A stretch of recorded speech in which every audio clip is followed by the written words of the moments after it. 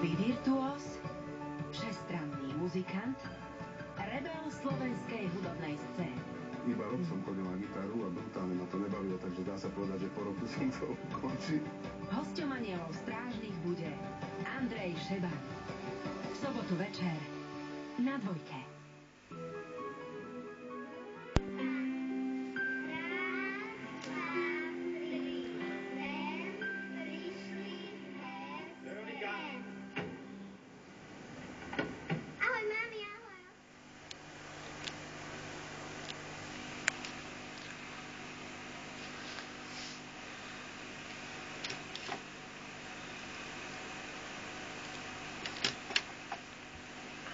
Je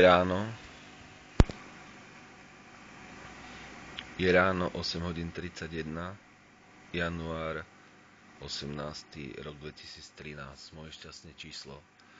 Zobudil som sa,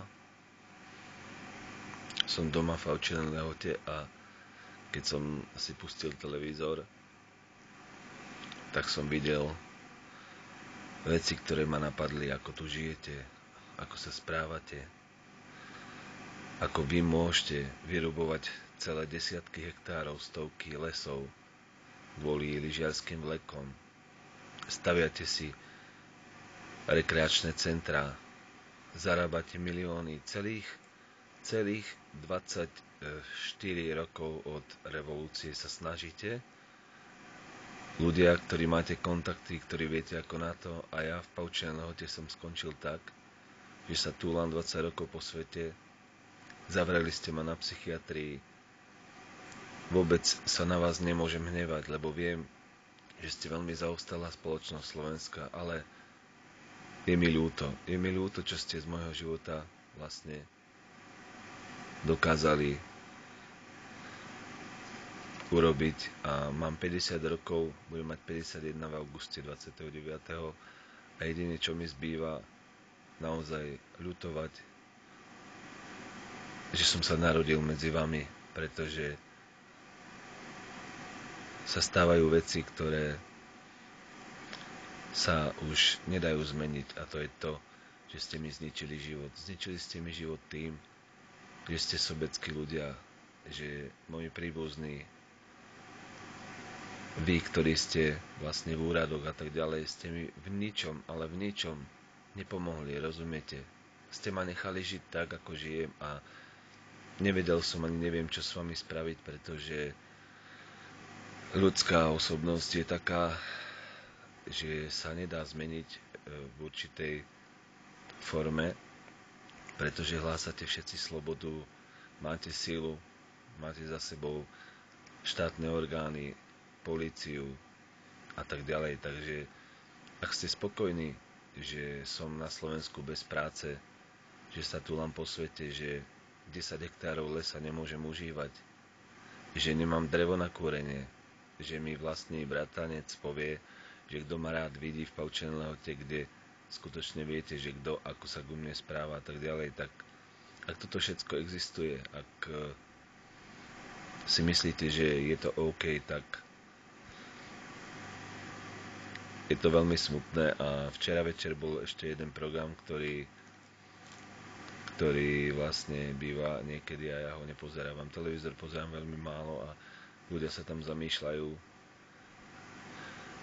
Rozumní ľudia, takí, neviem presne, ako sa volá ten program, skúsim ho nájsť na internete.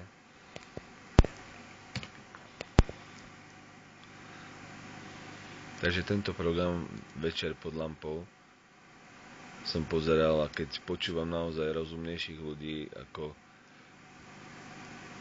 existujú aj na svete, aj tu na Slovensku, napadá ma, že musím sa vlastne blížiť svojím správaním im.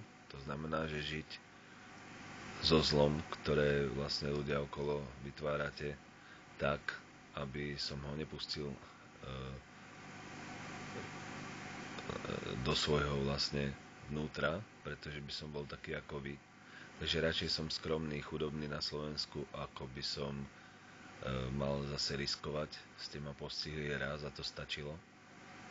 Takže nakoniec toto video som urobil preto, aby ste videli, že tu sa nežije každému tak dobre, ako si myslíte vy, ktorí sa tak máte výborne, keď ste si nakradli, protekčne ste si vybavili kadejaké veci a tak ďalej, nejdem to definovať, nemám na to chuť ani čas.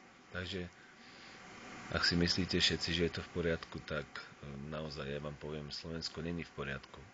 Ste narobili zlí ľudia, toľko zlých vecí, že není tu atmosféra, v ktorej by ľudia mohli žiť spokojne, šťastne a spravodlivo. Čiže rád by som vám to týmto videom trošku priblížil, že by ste sa mali zmeniť a začať žiť spravodlivo. Veď ste si už dosť nakradli alebo navybavovali a porobili. Vy máte, dajme tomu, postavené v lesoch celé objekty a ja nemôžem mať ani jednu krásnu romantickú chatku na 10 hektároch, ktoré vlastním, aby som mal krásnu rodinku, tak sa zamyslíte, o čo tu ide. Ja skončím, zomriem a trpel som v živote a vám je to jedno. Čiže akí ste ľudia na Slovensku? Juraj Staroň Šimko, alias George Christopher Šimko, ráno 8:37, piatok 18. január rok 2013. Pavčina Lehota, okres Liptovský Mikuláš, Slovensko.